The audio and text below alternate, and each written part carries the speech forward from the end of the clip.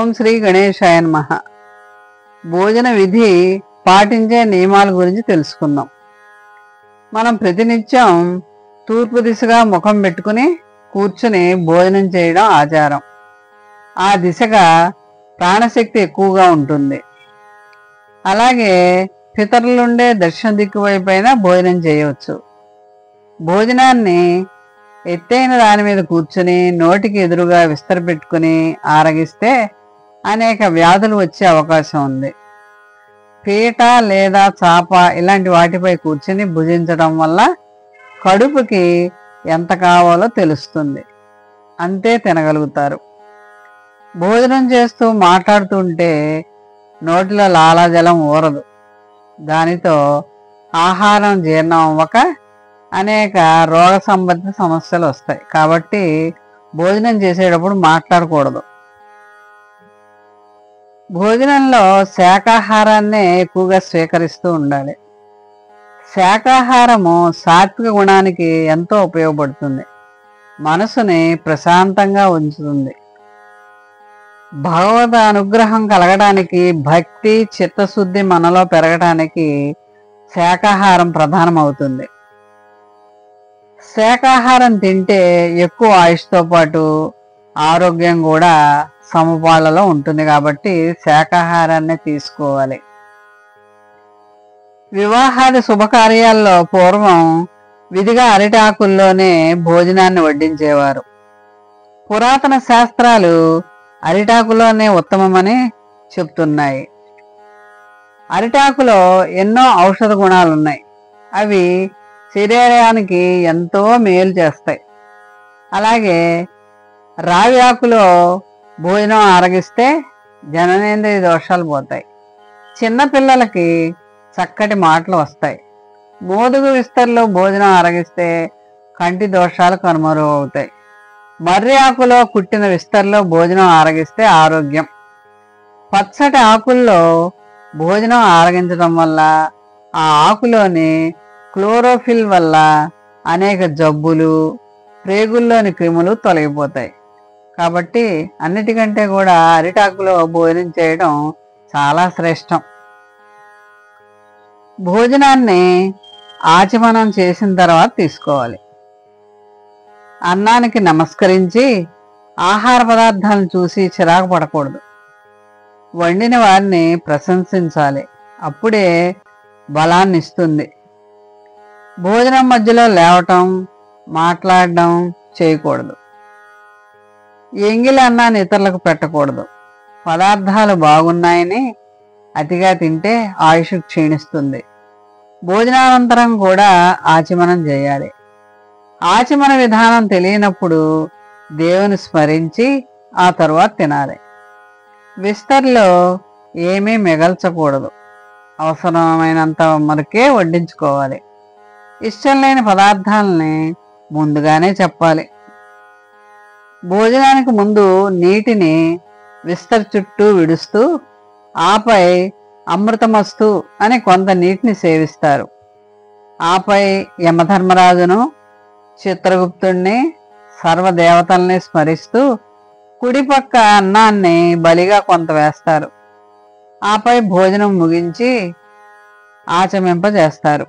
ఈ పద్ధతిలో ఎంత దైవభక్తితో పాటు ఆరోగ్య రహస్యం కూడా ఉంది.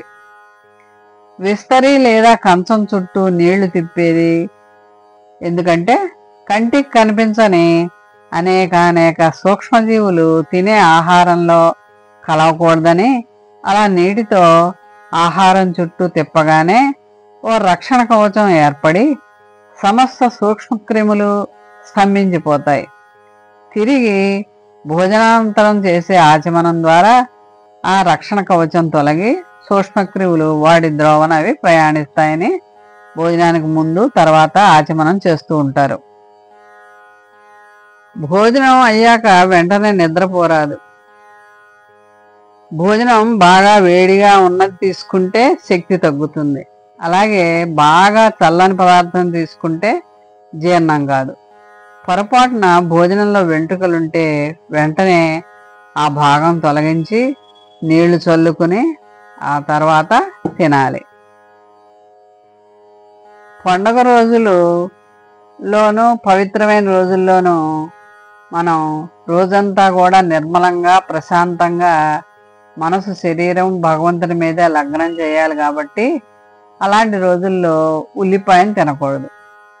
ఉల్లిపాయలో ఉత్తేజం చేసే శక్తి ఉంది, నిగ్రహాన్ని సడలించేలా చేస్తుంది. కాబట్టి వాటిని ఆ రోజుల్లో దూరంగా ఉంచాలి.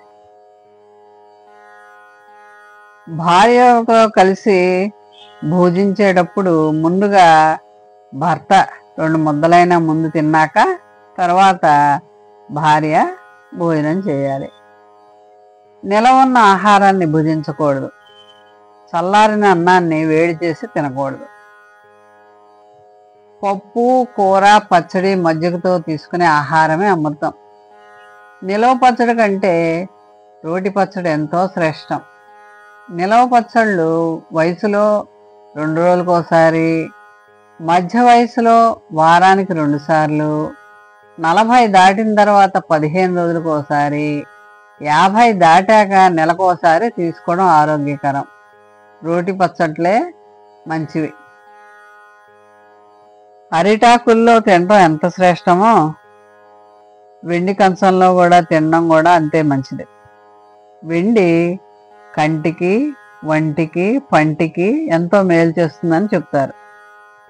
వెండి కంచంలో భోజనం చేయడం వల్ల నేత్రాలకి చలవ కలుగుతుంది, జఠరాగ్ని పెరుగుతుంది. అన్ని వైద్య శాస్త్రాల్లోనూ వెండిని కంటికి సంబంధించిన మందుల తయారీలో ఉపయోగిస్తారు. కాబట్టి వెండి కంచంలో కూడా తింటే ఆరోగ్యం బాగుంటుంది.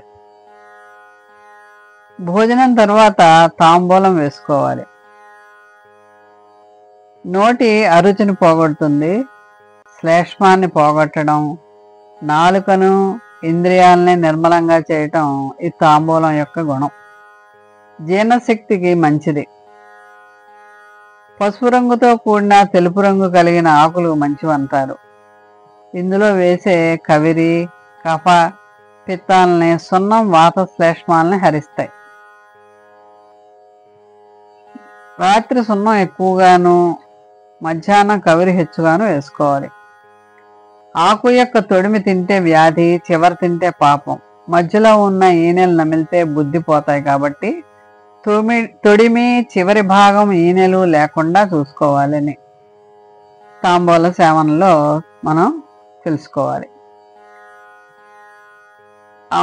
ఈ తాంబూల సేవనంలో మనం మొదటిసారిగా వచ్చే రసంని ఉమ్మి వేసేసి తర్వాత మనం బాగా నమిలి ఈ తాంబూల సేవనం చేయాలి.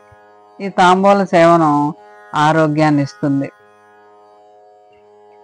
జాజికాయ, లవంగాలు, పచ్చకర్పూరం, ఈ ఒక్కతో కూడిన లేత తంబాకులు వేసుకుంటే మనకి ఆరోగ్యానికి ఎంతో మంచిది. ఈ విధంగా భోజన విధిలో ఈ నియమాలన్నీ పాటించి ప్రశాంతమైన మనస్సుతో మౌనంగా భోజనాన్ని పూర్తి చేయాలి.